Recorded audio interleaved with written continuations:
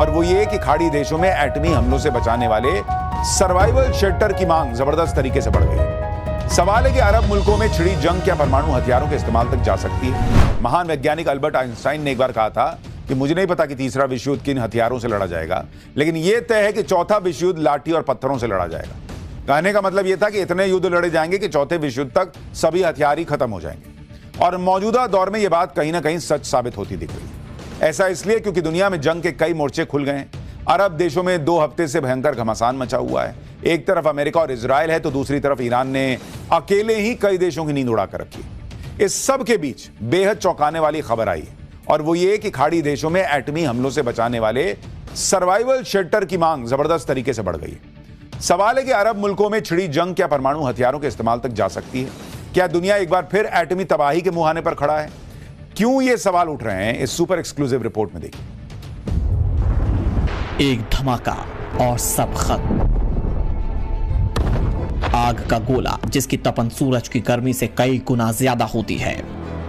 जिस जगह धमाका होता है वो जमीन सदा सर्वदा के लिए बंजर हो जाती है।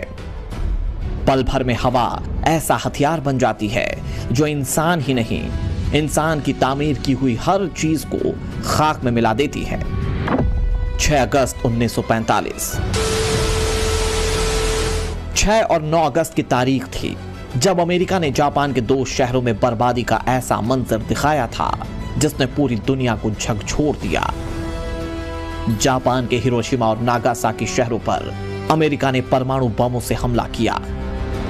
इस हमले में हिरोशिमा की 3.5 लाख की आबादी में से 1.5 लाख लोग पल भर में राख के ढेर में तब्दील हो गए थे। तो सवाल यह है कि क्या दुनिया फिर एक बार ऐसी ही तबाही के मुहाने पर है? क्या अमेरिका और ईरान यही चाहते हैं?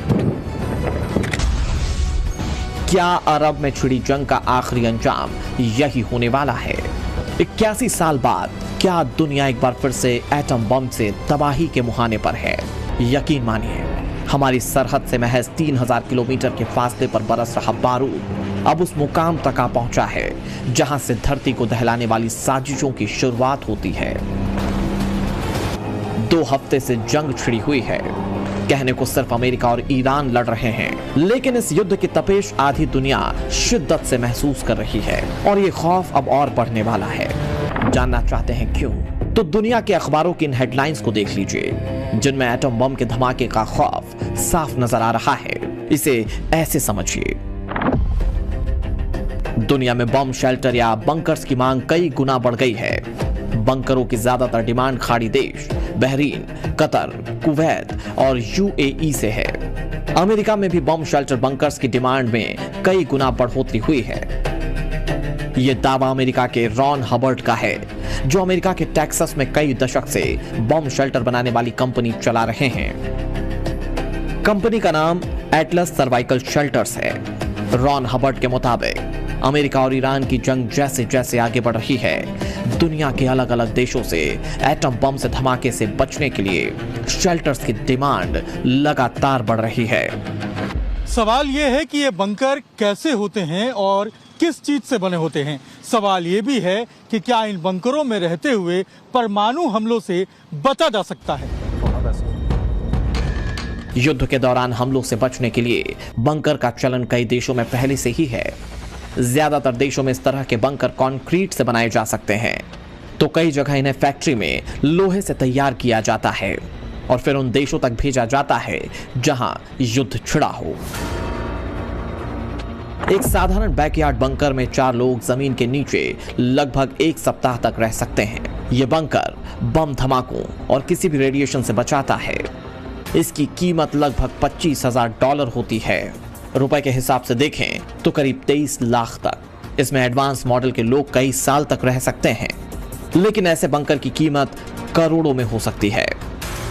अमेरिकी कंपनी के मुताबिक खाड़ी देशों से लगातार न्यूक्लियर हमले के दौरान बचने वाले बंकरों की डिमांड आ रही है। ईरान के करीब सभी पड़ोसी देश बंकर बनाने का ऑर्डर दे रहे हैं, लेकिन सवाल यह है कि क्या वाकई अमेरिका एटमी हमला कर सकता है?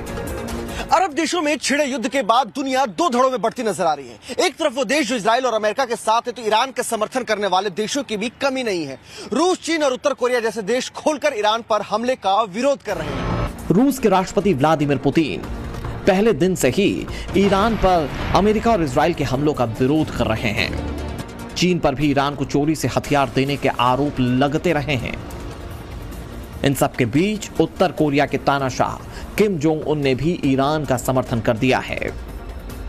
उत्तर कोरिया ने अमेरिका इजराइल के ईरान पर हमलों को अवैध बताया और इसे ईरान की संप्रभुता का उल्लंघन बताया। उत्तर कोरिया मानता है कि सर्वोच्च नेता चुनने के अधिकार ईरान को हैं और वो इसका सम्मान करते हैं।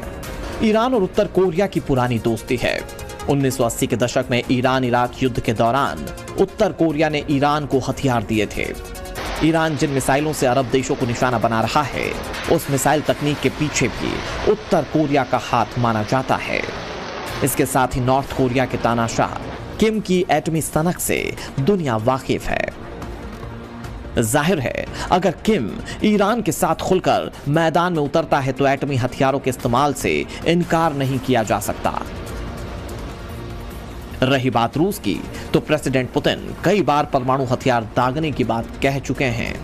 रूस और यूक्रेन की जंग को 4 साल हो चुके हैं। इस दौरान कई ऐसे मौके आए जब राष्ट्रपति पुतिन ने यूक्रेन और यूक्रेन के कंधे पर बंदूक रखकर मॉस्को को धमकाने वाले देशों को एटमी हथियारों की धमकी दी। प्रेसिडेंट पुतिन ने जो कहा वो काफी हद तक सच है। रूस के पास परमाणु हथियारों का एक बड़ा जखीरा है। यह बात किसी से छिपी नहीं है। हाल ही में रूस ने अपने न्यूक्लियर टॉर्पीडो का कामयाबी से टेस्ट कर लिया था। लेकिन सवाल यह है कि अगर रूस और अमेरिका के बीच एटमी जंग होती है तो क्या होगा? तो इसे इस तरह से समझा जा सकता है, दुनिया में जितने परमाणु हथियार हैं उनमें से 90% से ज्यादा रूस और अमेरिका के पास हैं। दुनिया के दोनों ताकतवर देशों के बीच परमाणु जंग में आसमान कुछ इसी तरह से नजर आएगा। हजारों मिसाइलें आसमान में उड़ेंगी जो धरती पर तबाही का ऐसा मंजर लाएंगी जिसे काबू करना किसी के वश में नहीं होगा। परमाणु धमाके से उठने वाला काला धुआं धीरे धीरे धरती के बड़े हिस्से को ढक सकता है। सिर्फ 15 दिन में धरती के बड़े हिस्से से सूरज की किरणें गायब हो जाएंगी, जिसका असर यह होगा कि धरती का बड़ा हिस्सा, जिसमें तापमान कई गुना नीचे जा सकता है और इससे करोड़ों लोगों की मौत हो सकती है। और यह बात हम नहीं कह रहे हैं, यह रिपोर्ट उन वैज्ञानिकों की है जिन्होंने जिंदगी का बड़ा हिस्सा धरती को परमाणु हमलों से बचाने में लगा दिया।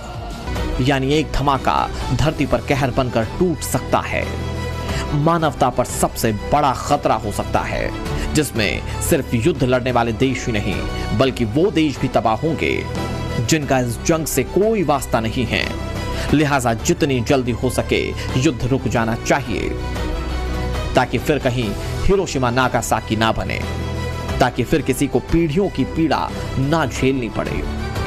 उम्मीद है ईरान से बहरीन और कतर से कुवैत तक बरसता बारूद जल्द थम जाएगा, अमन का रास्ता निकलेगा।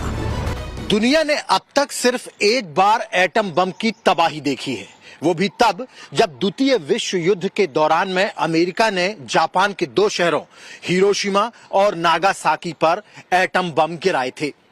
जापान से कई गुना ज्यादा ताकतवर फौज होने के बावजूद भी अमेरिका को एटम बम का सहारा लेना पड़ा था। सवाल यह है कि क्या इस बार भी ईरान के मामले में ऐसा हो सकता है?